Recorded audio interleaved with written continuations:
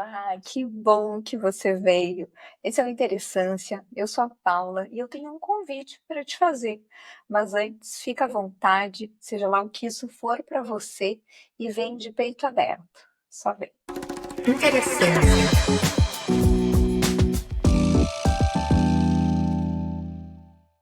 O amor é fogo que arde sem se ver. É ferida que dói e não se sente. É um contentamento descontente. É dor que desatina sem doer. O icônico soneto do Camões, com essa analogia do amor com o fogo, é mesmo cheio de interessância. Numa ideia de que o amor, assim como aquece, pode queimar, e o ajuste se dá na sutileza. Quem me disse isso foi a minha convidada de hoje. Outra pessoa que eu vou trazer também para a roda é o Renato Russo. Ele misturou Camões em Monte Castelo e escreveu: sem amor eu nada seria. O amor é bom, não quer o mal. Faz sentido para ti? Bom, pelas lentes da psicanálise, dentro do amor tem um monte de ódio. Então, sem ódio, você também nada seria? Foi essa a provocação principal da minha amiga Antônia Souza Campos, que é diferente do Camões, Renato Russo, Winnicott, Freud e Ana Sui, que a gente chama logo mais para conversa. Ela sim tá de corpo e alma aqui com a gente. Que bom que você veio. Ai, que lindo! Maravilhoso. A Antônia é psicóloga, psicanalista, especialista em psicologia hospitalar, com ênfase em trauma e emergência pelo Hospital de Pronto-Socorro daqui de Porto Alegre, membro efetivo do ESIP, Estudos Integrados de Psicanálise, onde lá ela ocupa os cargos de docência e supervisão de psicanalistas em formação. Mas eu sei que o papel mais importante é de mãe da Catarina e da Helena, esposa do Luiz, minha amiga querida, como eu já mencionei, e de tanta gente que lota qualquer salão de festas quando ela resolve chamar só os mais chegados. Vai ser um prazer receber vocês para essa conversa, talvez esses tantos de amigos da Antônia. Que bom que tu veio aqui, amiga. Muito obrigada por ter topado estender essa mão para me abraçar nesse tema. Ai, eu que te agradeço, Paula. Tô muito feliz com a generosidade da tua descrição aí da minha pessoa. Tô Imagina, até emocionada. imagina. E muito feliz mesmo de estar aqui, porque é sempre muito incrível conversar contigo. Tu sabe disso, que eu acho que tu é uma mulher muito interessante, fantástica.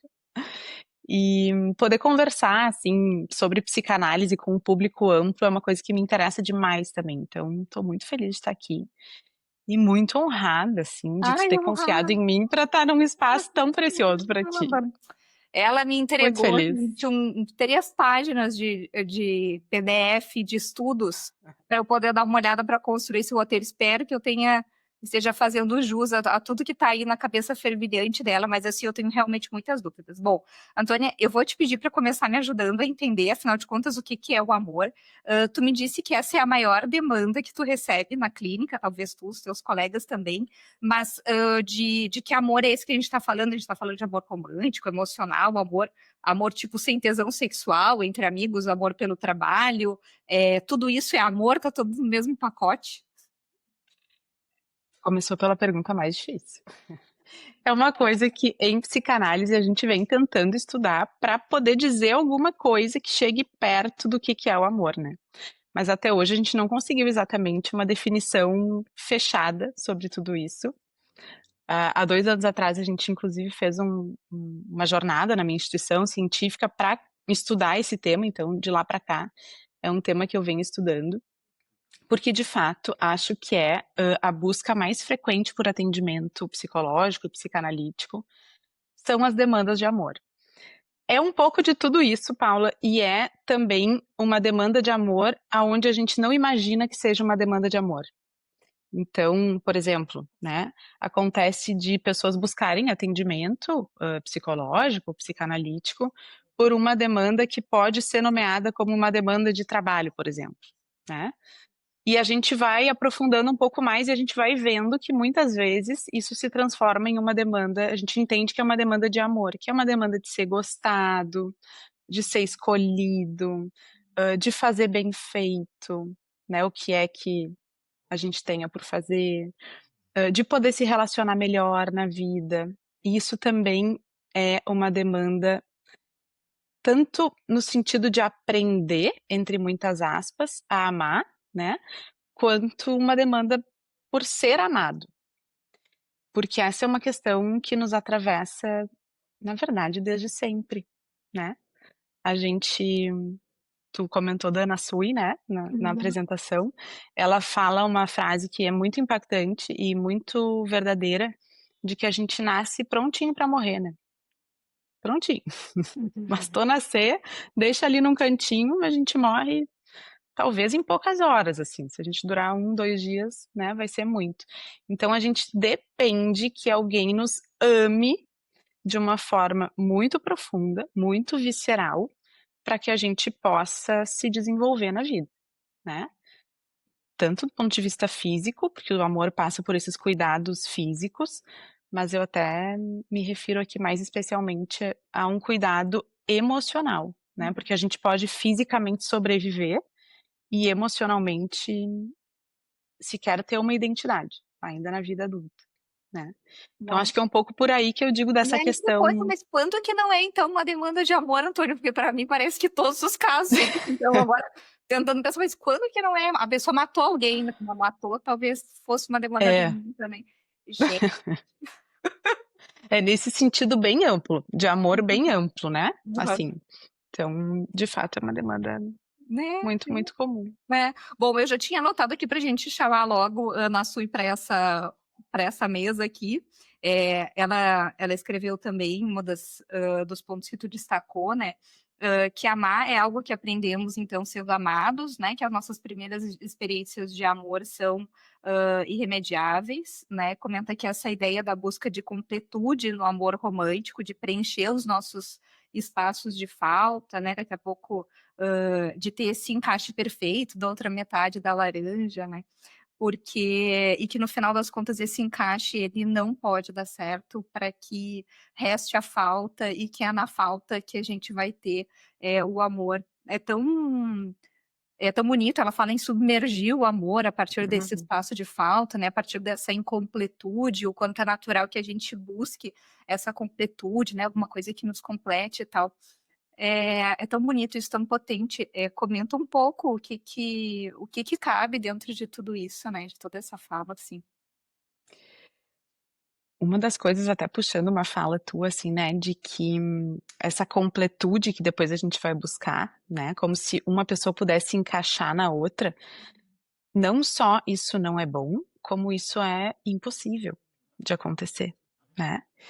E isso que ela diz, né, de que a gente aprende sobre o amor a partir das nossas primeiras experiências amorosas e que essas nossas primeiras experiências são irremediáveis, são falas potentes, assim, né, Aham. mas que fazem todo sentido, porque a gente aprende a amar o nosso primeiro palco da vida é a nossa família, é da onde a gente veio, né, e a forma como a gente foi amado pelas nossas figuras parentais ou figuras de cuidado vão inscrever na gente o modo como a gente vai seguir construindo as relações amorosas ao longo da vida. Então, aquilo que a gente teve de bom, a gente tende a buscar, né, de novo, repetir, e aquilo que faltou, porque afinal de contas sempre falta, né? Que bom, porque senão na vida materna a gente viveria no inferno, tentando preencher todos os espaços, né, das nossas crianças. E aí aquilo que faltou a gente tende a querer buscar e fazer totalmente diferente, né. Então, se eu tive um pai, uma mãe, seja lá como for, né, de uma determinada forma, eu vou querer buscar e aquilo me machucou, eu vou querer buscar alguém totalmente diferente disso, né. E o que a gente vai vendo ao longo de uma psicoterapia, de um tratamento, né, mais aprofundado, é que quando a gente busca exatamente o oposto daquilo, a gente continua preso naquilo, né. E a gente, ainda que encontre eventualmente alguém que parece encaixar e formar, né, metade de uma laranja e outra metade de uma laranja, se a gente somar e formar uma unidade de alguma coisa, alguém não está existindo, né. Então, amor não é sobre isso, né, não é sobre encaixe perfeito, é muito mais sobre trabalho, né, e relacionamento, e a gente encontrar em outra pessoa outra coisa, aquilo que de fato ela é, né, que vai ser diferente daquilo que a gente busca de forma inconsciente lá para tapar os buracos antigos que a gente viveu. No final das contas, vale mais a pena buscar alguém que é parecido então, que daí tu já não busca preencher isso aí, já Já resolve logo assim, daí as 2 peças que faltam dos 2, daí aí os 2 se completam, se entendem melhor nessa. amiga, eu vou te responder a partir de uma vivência pessoal minha, tá. Porque, bom, né, eu como trabalho com isso aliás, eu fui trabalhar com isso não é à toa, eu fiz terapia bem nova, enfim, e daí depois segui fazendo e fui trabalhar com isso, e uma das minhas professoras ou seja, tô dizendo tudo isso pra dizer que tem nas costas anos e anos, né, de terapia, enfim. E aí uma das minhas professoras de estágio, uma vez conheceu meu marido, me olhou e disse: "A tua terapeuta sabe que ele é a cara do teu pai?" Aí eu disse: "Ai, de repente eu cortei já caminho." Acho que ela nunca viu, é. Isso aí eu não faço. Ai, eu tô Mas enfim, né, assim, a gente não faz isso. acho que eu tô fazendo tudo errado, amiga, que eu não tô boa, hein. Não, Que o meu nada de marido errado. não é parecido com meu pai não. Isso aí isso aí não tá entregando aí, isso aí não tá entregando. Ai, amiga, no fundo, a gente não sabe desse tipo de escolha. A gente vai começar a saber quando a gente começa a se aprofundar um pouco no inconsciente, mas é uma escolha que a gente faz totalmente no automático, né? O que que faz a gente gostar de alguém, hein, Não, eu Camila? tô brincando, Eu claro gosto que dessa pessoa e não gostar é. dessa, né? Não, eu acho que na Claro. verdade quando eu acho até que li isso no texto da Ana também, não tenho certeza, mas é possível que sim, que quando a gente para de observar o que é importante, ou o que a gente gosta, ou colocar dentro de uma balança, ou dentro de uma planilha do Excel, seja lá onde for, depende do tamanho da neurose de cada um, né, que na verdade tu ama, né, porque quando tu para de precisar ponderar essas Uhum, coisas, não sei, não passa por um lugar assim. totalmente. Todas as vezes que alguém tentar buscar, né, outra pessoa, e acho que a gente tá aqui falando de relacionamento Uhum. romântico, sexual, né?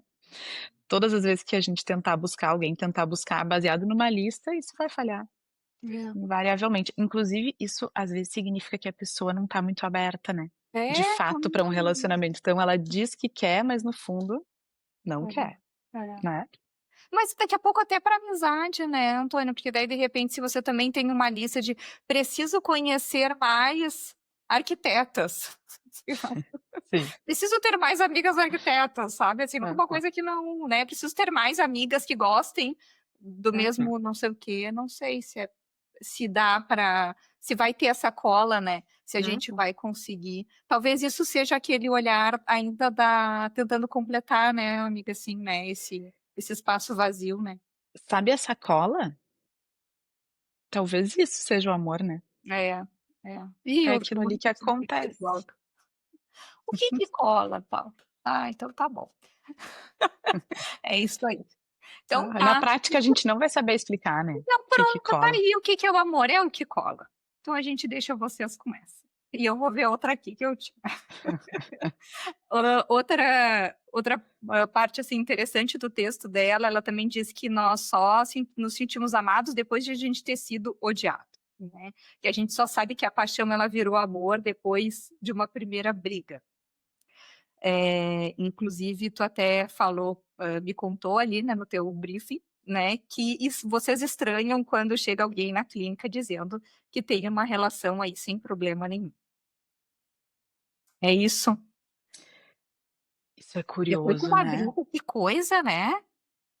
Mas não é incômodo quando a gente tá num relacionamento com alguém, pode ser inclusive de amizade, e a gente sente, assim, ó, que aquela pessoa não nos conhece de verdade, né, não nos viu, assim, totalmente despidos de qualquer proteção e a melhor imagem. Não dá uma angústia, assim? Ah, quando a pessoa me encontrar naquela situação, quando a pessoa me enxergar braba de verdade, aí vai terminar tudo, né.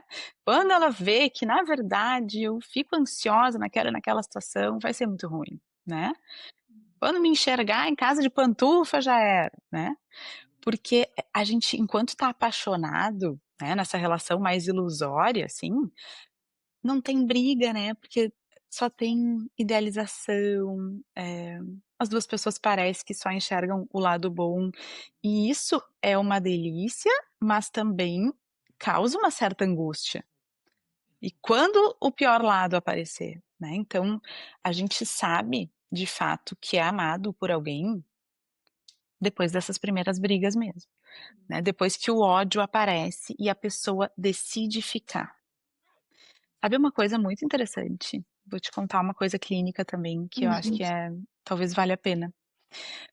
Em situações de adoção, né, enfim, de adoção de crianças e tudo, é bastante comum que as famílias esperem uma certa gratidão por parte da criança. E gratidão é um sentimento muito sofisticado, muito maduro, que a gente não pode esperar de uma criança, né.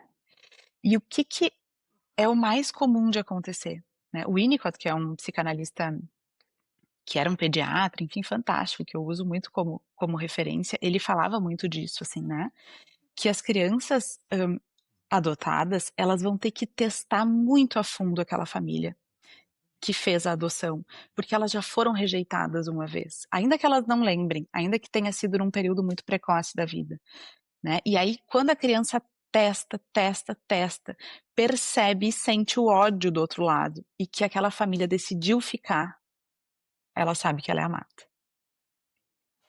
É interessante isso, Eu né. já vi 2 filmes que tratavam desse assunto da adoção e que aconteciam situações bem delicadas, em que a Uhum. criança colocava a família, né, em situações. Tem um que é muito bonito, que até é baseado numa história real. Um menino que foi adotado por uma mulher, que era professora, fora do país, que ela, não era brasileira, mas ela estava aqui no Brasil, acabou conhecendo ele, ajudando e tal. E aí, enfim, adotou e levou ele, acho que pra Alemanha. O cara virou escritor, é um homem negro até. Ele é escritor, contador de histórias, uma pessoa conhecida. Talvez alguém sabe de quem eu tô falando. Mas tem um Não filme que sei. conta a história dele, e ele apronta uma, assim, que ele deixa a água da banheira ligada e inunda toda a casa e não sei o quê. E a mulher, assim, ela realiza, né, aquilo que ele estava fazendo, e ela abraça ele. É uma cena super bonita, assim. Aquela água e ela Uhum. abraçada dizendo assim: "Eu não vou te deixar". É sobre isso, Uhum. né. Por isso que também, né, eu fiz ali um comentário de que a gente, quando tá atendendo alguém que comenta de um relacionamento que não tem problema, que não tem nenhum tipo de discussão, a gente sabe que precisa ficar mais atentos, assim, né, de que: "Opa, ou aqui tem uma certa insegurança, ou uma Como terapeuta? incapacidade". Não, não, na relação, né. Ah, Por exemplo, a pessoa chega pra terapia e diz assim: "Ah, eu vim por causa do meu trabalho, no meu casamento tá tudo ótimo, meu relacionamento é maravilhoso". Ou ah, seja, não precisamos nem falar disso, né, entendi. sabe.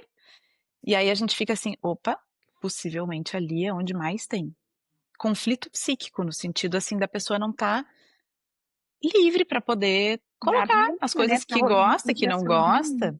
nem para se ouvir Exatamente. no processo terapêutico e se ouvir, né, o que tá. Isso. E aí daqui a pouco ela também não está sendo ouvida, né. E aí talvez nessa balança que tu disseste que quando os 2 são um só, alguém tá se anulando, né. Alguém Tal deixa de existir. Uhum. talvez seja essa pessoa que Uhum. não tá se dando espaço, né, para se colocar. Então tá, então fica aí a dica, é bom ter uma coisinha ou outra, uma vez ou É outra. bom reconhecer as coisinhas, porque Ah, tá elas bom. estão ali, É, né. isso aí, reconhecer, pronto. Minha Uhum. amiga me ajuda. Ai, ai. Bom, mais uma anotação. Ah, sim, eu tinha falado disso, que o reconhecimento do ódio nas relações é o que permite o amor. Sem ela, a relação ela é fusionada e narcísica, né, que é isso que a gente está falando, é justamente isso que a gente está falando, né, ou a pessoa narcísica no sentido de que talvez o outro da relação é que está consumindo aquela outra pessoa para que por intencionalmente? Hum. Tipo, Não quando eles falam, exatamente. assim, dessas, relações tóxicas, essas coisas assim, não tô. Hã, também, tá, mas não necessariamente. Pode ser uma coisa narcísica no sentido ilusório, assim, de uma relação perfeita, aqui entre nós não tem problema nenhum, pode ser assim também, ou pode ser a gente pode estar falando de relações abusivas também, né, porque esse ódio que precisa conter no amor, eu acho que essa é uma questão, uma consideração bem importante, né, Paula, de que não é violência, são coisas bem diferentes, né. O ódio aqui, ele tem a ver com o que marca uma diferença. Sabe quando a gente bate um dedinho, assim, na quina de um banco, de uma mesa, e a gente sente assim: "Ai, que ódio", aquilo ali no meio do meu caminho, que a gente não estava esperando encontrar, é esse ódio das relações, assim, que quando o outro se apresenta de um jeito que a gente não esperava: "Opa, tu tem isso aqui? Opa, como é que essa pessoa que eu amo pode pensar aquilo que eu odeio?", né. "Opa, como é que essa pessoa que eu amo pode ter feito uma coisa que me desagradou tanto?". Então é desse tipo de ódio que marca a diferença, de que eu sou uma pessoa e o outro é outra pessoa. Enquanto a gente não tem essa diferença entre eu e o outro, não tem amor, porque eu só posso amar alguma coisa ou alguém que não sou eu, senão é narcísico nesse sentido, de que eu tô amando uma parte de mim, que pode estar projetada no outro. É papo muito louco, né, Paula? Não, É que não, mas é psicanálise dá um nó não, na cabeça da gente. mas é muito bonito, assim, de ouvir, de pensar também as incomodações que a gente tem em outras relações que não são, necessariamente as relações amorosas, né, amorosas sexuais, eu quero dizer, porque ai, não sei se eu vou falar uma bobagem, mas, assim, parece que quando a gente tá nessa relação amorosa sexual aqui, que é o que a gente estava falando do exemplo, né, de ter uma discussão e tal, não tem uma coisa meio popular que se diz assim: "Ai, transar depois de brigar é muito bom", que o bom É. mesmo, a transa depois da briga é a melhor, não tem uma, né, tem um fetiche, acho que pode-se dizer assim, né, popular a respeito disso, assim, né. Então talvez, e aqui de novo, posso falar uma bobagem, mas assim, talvez esse ódio que tu tá mencionando, desse dedinho de: "Ai, ai, essa coisinha que ele faz", talvez isso de alguma forma também erotiza e alimenta a relação de uma forma legal até, entendeu? Sabe assim, fico pensando, né, eu, enfim, eu também eu sou casada com uma pessoa que não é muito parecida comigo, entendeu? Ainda bem, no caso, inclusive. E eu adoro isso, né, eu adoro Aham. sentir essas diferenças no dia a dia, sabe, eu adoro essas pequenas irritações, assim, que ele me causa justamente porque ele me coloca num lugar, assim, de parar pra pensar assim: "Ah, coisa, né, dava pra ter sido mais calma, né, ai, dava pra ter falado um pouquinho mais baixo, né, falar, pelo amor de Deus".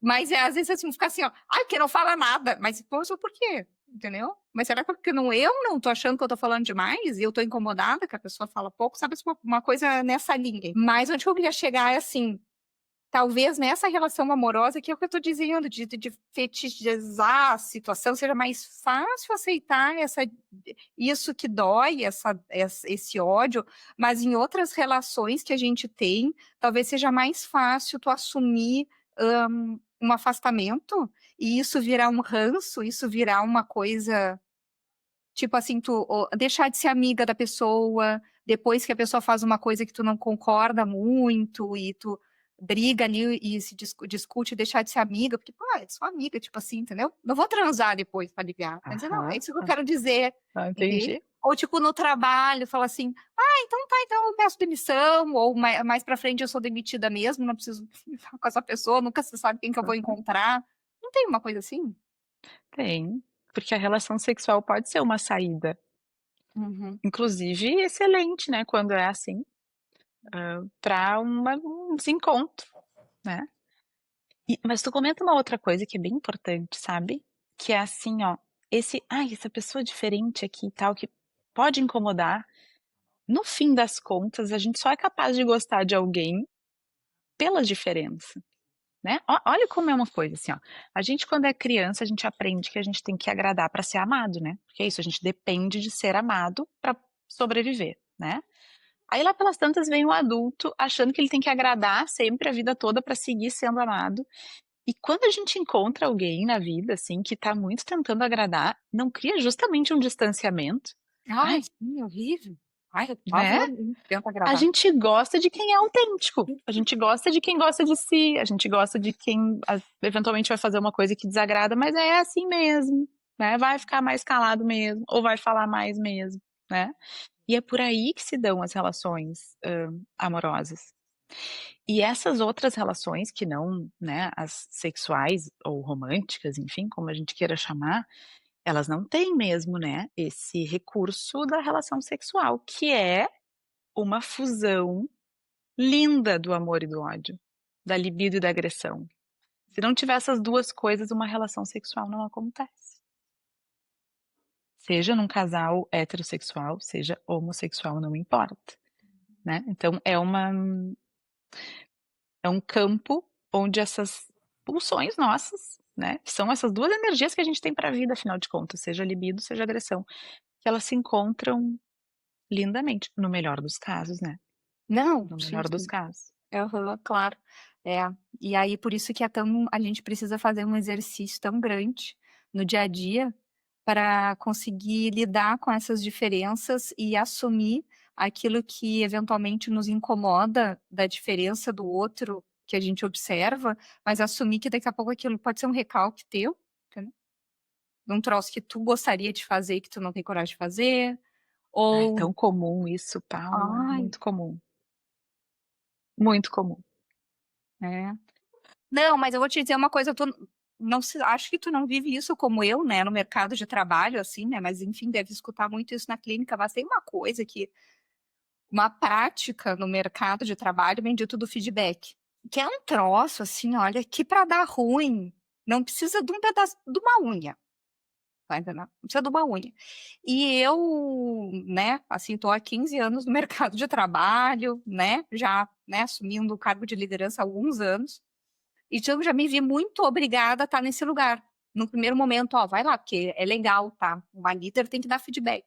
E aí, quando tu te coloca nesse lugar de tu, a pessoa que tá lá falando uma coisa pro outro, sabe? Muitas Uhum. vezes coisas comportamentais, não são, eu não tô falando de coisa assim do dia a dia, do tipo, olha, chegou atrasado, olha aquela entrega X pontos não foram entregues, porque isso é fácil, né? Isso é simples, digamos assim, né? É apontável. Mas às vezes tem feedbacks assim de coisas mais comportamentais que a gente chama no mercado de soft skills, vai lá. Uhum. Antônia, eu tenho cada vez mais observando esses movimentos, eu vejo como isso às vezes atravessa um lugar desses recalques. Isso que eu quero dizer. E daqui a pouco isso tem a ver com esse tal desse ódio aí. Que a gente tá falando. E a partir disso, o que que eu comecei a fazer assim? Eu falo a partir do que a pessoa me traz. Sei lá, por exemplo, eu observei que a pessoa não está se dedicando tanto. Parece que ela tem mais para oferecer, mas ela não está querendo colocar energia naquela entrega. Parece que ela está sempre assim com a bateria mais baixa. Mas, ao mesmo tempo, será que não sou eu que estou com a bateria baixa? Então eu vou chegar, vou apontar isso para ela? Eu não sei. Numa dessas, né? Ou será que eu não estou com como um cálculo meio equivocado? Será que aquilo não é o 100% da bateria da outra pessoa? Quem sou eu para saber, né, Antônio? Então eu parei de falar esse tipo de coisa. Paula, mas que pessoa evoluída tu é. É mesmo, para poder se pensar desde esse lugar, assim. Tu sabe que uma das. Eu não tenho mesmo, né, essa Uhum, vivência de mercado de trabalho na minha vida pessoal. O que eu tenho, talvez mais próximo disso, seja coordenando seminários da formação, que é, grosso modo, dando aula, mas não são aulas, assim, né, são seminários. E na avaliação final, que eu acho que é o que dá para comparar com um certo feedback, sabe que eu costumo pedir que as pessoas façam uma autoavaliação por escrito para me encaminhar. E eu vou partindo dali. Porque é tão complexo isso, né? A gente avaliar o outro a partir não da entrega prática, bem como tu diz, mas de como essa pessoa tá motivada para aquele trabalho ou não, né? uhum. O olhar do observador, E ele... daí porque daí é pelo olhar do outro, é como tu faz, porque daí se a pessoa, Isso. por exemplo, se nesse momento ela me traz isso, por exemplo, você me pergunta, oi, como você chega aqui? Ah, não tô dormindo bem, não tô Ah, conseguindo colocar minha rotina em dia, os meus exercícios, sei lá o quê. faz um tempo que, sei lá, meu filho tá doente, se a pessoa tem interesse de trazer alguma coisa mais pessoal, por exemplo, para uma mesa nesse sentido. Bom, a partir disso, eu posso tentar trabalhar. Claro. Aí eu me coloco à disposição para tentar, enfim, trazer ferramentas, trazer sugestões, porque, claro, eu vou fazer papel de psicólogo, mas, assim, muitas vezes pergunto, a terapia tá em dia, quer dizer, aquela primeira coisa. Mas, assim, mas vou tentar ajudar no sentido mais prático mesmo, né? Mas é a partir disso que a pessoa me trouxe. Não daqui a pouco colocando o meu, porque numa dessas eu tô colocando o meu ódio, o meu recalque, né?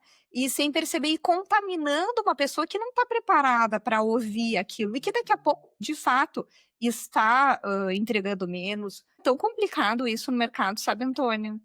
E é muito complicado ser juiz numa situação dessa. Sabe o que que me ocorre de dizer aqui, de comentar? Que eu acho que, quando eu digo, né, de tu ser muito evoluída, assim, porque eu acho que tu tem mesmo um olhar, isso é teu, Paulo. Tu tem um olhar muito cuidadoso, acho que pra ti e aí para as outras pessoas também. Porque lembra que a gente falou que as primeiras experiências amorosas, elas Uhum. são irremediáveis e que a gente tende a repetir isso ou buscar completar isso? Uma das formas de repetir essa história, que acaba trazendo uma série de prejuízos e que é bastante frequente, é assim, ó.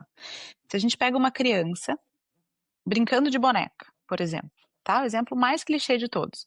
Aquilo que ela viveu passivamente, vamos imaginar que de repente o pai, a mãe, enfim, alguém brigou, xingou, né, numa figura de autoridade. A criança brincando de boneca, ela vai xingar a boneca. Isso é saudável, porque ela tá revivendo essa experiência de um outro lugar, ela tá tentando elaborar essa história toda, enfim. Só que às vezes a gente leva isso até longe demais na vida adulta e, eventualmente, uma pessoa que ocupa um lugar de liderança, né, de autoridade, vai repetir essas experiências antigas que ela viveu passivamente, no lugar de talvez se sentir humilhada, não vista, né? Ela vai enxergar, então, esse lugar de liderança no trabalho, pode ser que isso aconteça, como uma oportunidade de agora quem faz sou eu.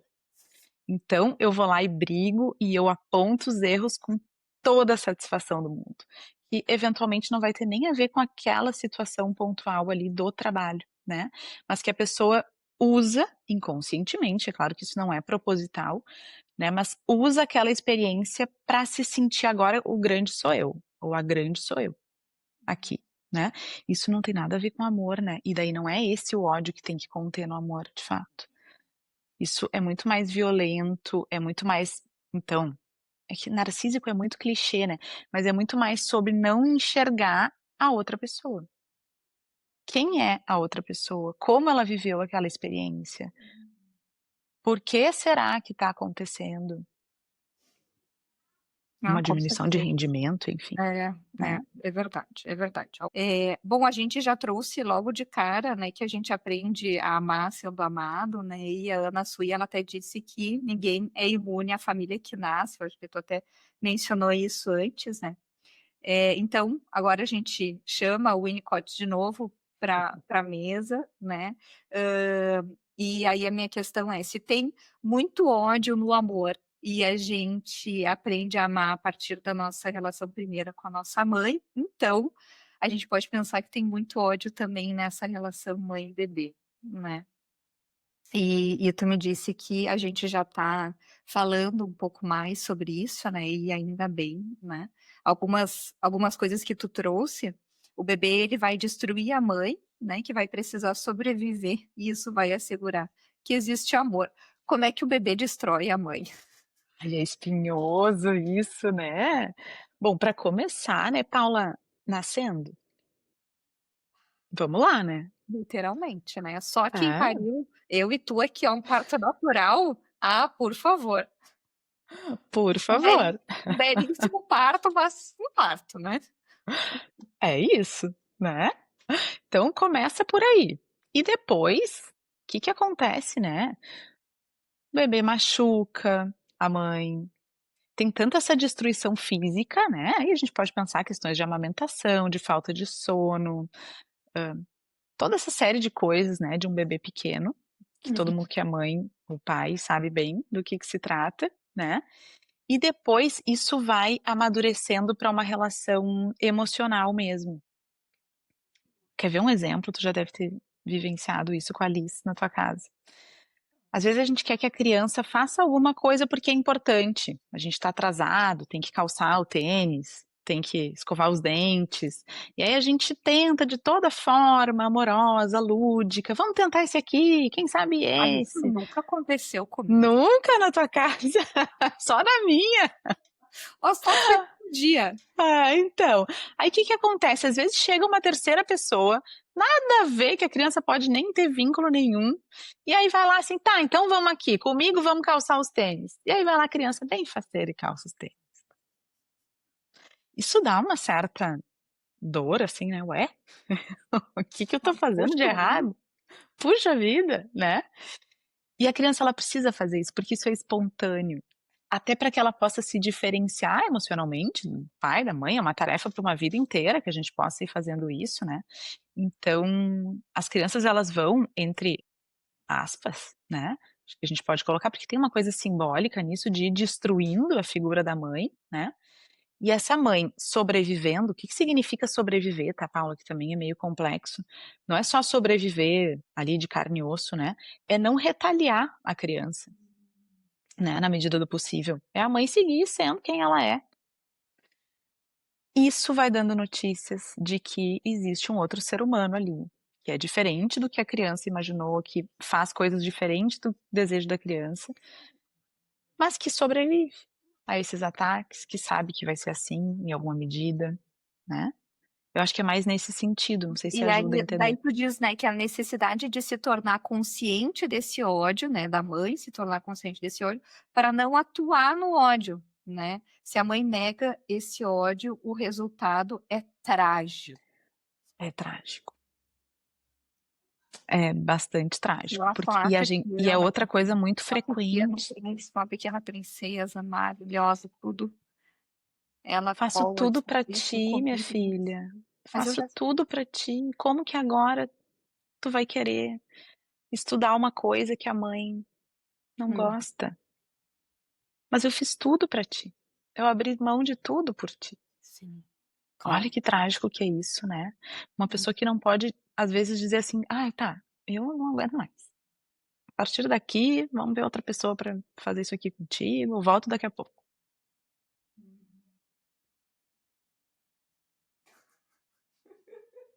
Eu tenho um combinado maravilhoso aqui Hum. com o Wagner. Olha, se um fica muito irritado, é só olhar assim, dar umas piscadas que vem o É, outro.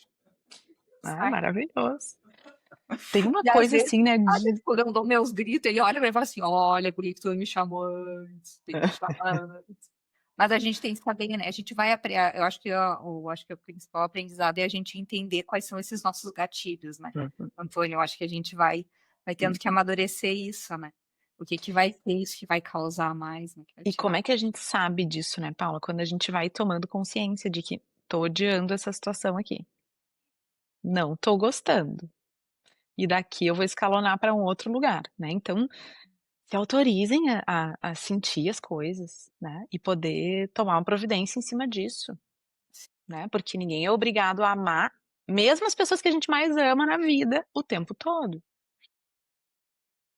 É bom poder amar outras coisas também, né? Poder se amar, poder saber que naquele momento está demais. Tem um termo, né, que é muito bom que chama mãe suficientemente boa, né? É só ser suficiente, tá? Excelente. E aí a gente vai para a ideia de quando o amor acaba, né? Que também eu acho que é uma ideia tão interessante, né? Que a Ana Sui traz também no livro, né? Que quando o amor acaba a gente percebe o ódio que sempre teve ali, né? Por isso que é muito comum a gente acabar negando que amou, né? Tipo, ai, na verdade eu nem amei de verdade, aquilo não era amor de verdade, eu tô pronto pro próximo amor de verdade que vier, né? E ela diz que é como uma forma também de defesa para que a gente possa seguir acreditando que o amor existe, né? Porque se acabou não era amor, Uhum. né? Mas no final, se não, que não tem nada a ver com isso, né? Que não é essa conta que não pode acabar nunca, como essa história dos felizes para sempre. É que a gente idealiza o amor, né? Então, se ele acaba, não era amor. E aí a gente vai buscar outro amor, que tem a ver com outra coisa que se encaixe, né? Porque é muito impressionante, né? Quando o amor acaba, sobra um ódio feroz. Claro que ele fica libidinizado, então ele fica mesmo com toda a força, mas aquele ódio sempre esteve ali. Ai, aquela coisinha que eu não gostava. Ai, aquilo ali que eu reclamava. Aí quando termina o relacionamento, né, enfim, aquilo vem com tudo. Aquelas características, às vezes até as que a gente gostava, né, que a gente dizia antes. Até aquilo que se gostava passa a se odiar com toda a força. Bom, temos Lacan. A paixão é o orgasmo do amor. Serve Lacan pra ti? Sério. Serve demais. Ah, essa frase também, né? É outra impactante. Sabe o que mais o Lacan dizia? Que o orgasmo é a única angústia que acaba. Porque a angústia ela tem a ver com esse excesso dentro da gente, que a gente às vezes não sabe o que que é, né? E o orgasmo tem um pouco dessa vivência de um excesso que acaba. E aí vem um relaxamento, né? E aí essa frase é muito boa, né? De que a paixão é o orgasmo do amor, que é maravilhoso, é uma delícia, mas tem que acabar. Não dá para viver sempre querendo aquilo, alimentar aquilo, já pensou?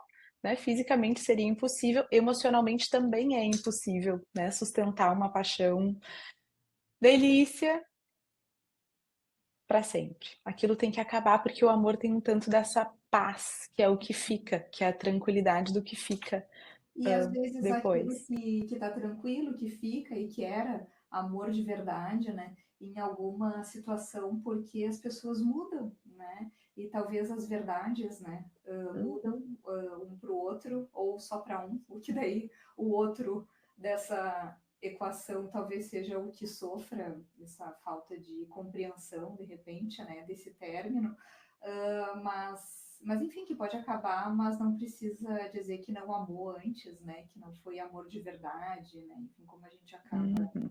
às vezes, ouvindo, né, as pessoas falarem, né, Antônia, ou às vezes se dirigindo, assim, às nossas próprias vivências e histórias, né? Eu falei antes, pô, respeita a minha história, respeita, né? Respeita a tua história, e vem, né? Às vezes não quer dizer, né, que não era amor, né? Porque acabou em algum momento. Lembrei do Freud. Ah, pronto.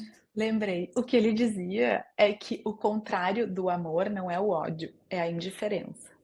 Então, enquanto ainda tem ódio muito presente ali, quando o amor acaba, é porque aquilo ali não foi superado ainda, né? A gente chega num lugar que é o avesso do amor, é esse lugar da indiferença, que tanto faz, né? Que não causa nada. Exatamente. Então, às vezes, quando está ainda fervilhando muitas coisas, né? É porque tem algo de amor ainda ali, né, para se resolver. E numa relação amorosa é chato, mas nem sempre acaba junto ao mesmo tempo Pois é, para todas as pessoas envolvidas, né? pois Que era o é, que tu estava exato, é, dizendo. foi como eu falei, né? E aí eu entendo que isso também torna ali essa equação mais complexa. Né? Mas também, às vezes, em relações de trabalho, relações de amizade, ou interesses, ou grupos de interesse, né? Que também podem ser Uhum, essas relações amorosas de outros tipos, né? Que os vínculos também se desfazem e não ao mesmo tempo, né? Porque, uhum. enfim, cada pessoa está vivendo o seu momento, né? E por isso tem tanta demanda aí na clínica. Tem. Ai, ai, amiga. Quer Bom, ver um outro exemplo? Posso te contar rapidinho claro, claro, vamos lá. sobre essa coisa de amor e ódio, de aumento de demanda sobre isso na clínica? Agora eu me lembrei que pós-pandemia, né, Paula, a busca por atendimento cresceu muito e a gente entendeu também por uma via. Olha só que interessante, né? Na pandemia, a gente era capaz de matar, então é uma expressão mais crua que tem do ódio, as pessoas que a gente mais amava. Ó, que doido que é isso. Então, ó a culpa. Se eu carrego um vírus dentro de mim que é capaz de matar uma pessoa que eu amo, então eu sou capaz de matar uma pessoa que eu amo. Isso é muito complexo, emocionalmente falando. Vinha muita culpa, muita angústia. coisa. É desesperador, né? E se a gente pensar bem profundamente, assim, nas relações românticas e sexuais, esse impulso pode vir. Nas relações entre pais, mães e bebês e filhos, isso também pode vir. Porque se um bebê nasce prontinho para morrer, um pai e uma mãe nascem prontinhos para matar também. Olha como isso é complexo. Bom, amiga, vamos encaminhando para o final e eu sempre pergunto, né, se tem algum recado, um lembrete, algo para deixar aqui no final. Bom, a gente falou tanto, né, da Ana Sui aqui, então acho que cabe a indicação do livro dela. Inclusive está aqui na minha mesa. Pronto. Os 2 livros de mais referência, 3, na verdade. Um é esse, né, que a gente mira no amor e acerta na solidão. É uma referência. A Ana Sui, ela é uma psicanalista fantástica no sentido da interlocução da psicanálise com o público em geral, assim. Eu acho incrível como ela consegue transmitir a psicanálise com tanta clareza, né? O outro é esse, que é da Ana Lila, que é O Amor em Winnicott, que é um livro todo marcadinho. E o próprio Winnicott mesmo, né? Da Pediatria Psicanálise, é um outro livro que eu gosto muito. Acho que fica, né, a dica para que as pessoas possam se autorizar a reconhecer o que sentem, expressar pelo menos para si mesma, né? Não precisa ser sempre para outra pessoa, mas para si mesma, porque isso é uma questão aí sim de autocuidado. Hoje em dia se fala tanto, né, de autocuidado. E não, a gente não precisa expressar sempre para o outro. Eu acho que as redes sociais, elas nos convidam às vezes a isso. Eu não sei como tá hoje, faz muito tempo que eu não entro no Facebook, mas o Facebook convidava a responder, né? No que você está pensando? Mas quem disse que a gente tem que contar para todo mundo o que a gente está pensando, né? O único jeito que a gente tem de poder sentir as coisas que a gente sente é na liberdade da nossa privacidade, né? E aí a gente pode fazer alguma coisa com isso. Se a gente quiser trocar com alguém, ótimo, né? Alguém de confiança, num espaço de terapia, de psicanálise, com alguém próximo, sim, mas não para todo mundo, porque aí a gente tem mais chance de reconhecer aquilo que a gente está vivendo internamente, né? Ai, que bonito convite, Antônia, que lindo convite. Eu desejo que vocês consigam cultivar essas relações verdadeiras. Uma que eu tenho com a Antônia, que é um presente tão grande. Ela ter topado vir aqui e falar com tanta generosidade sobre o que ela vê na clínica. Obrigada, amiga. Eu que agradeço. Sempre bom conversar contigo. Que bom que você veio, então. Até.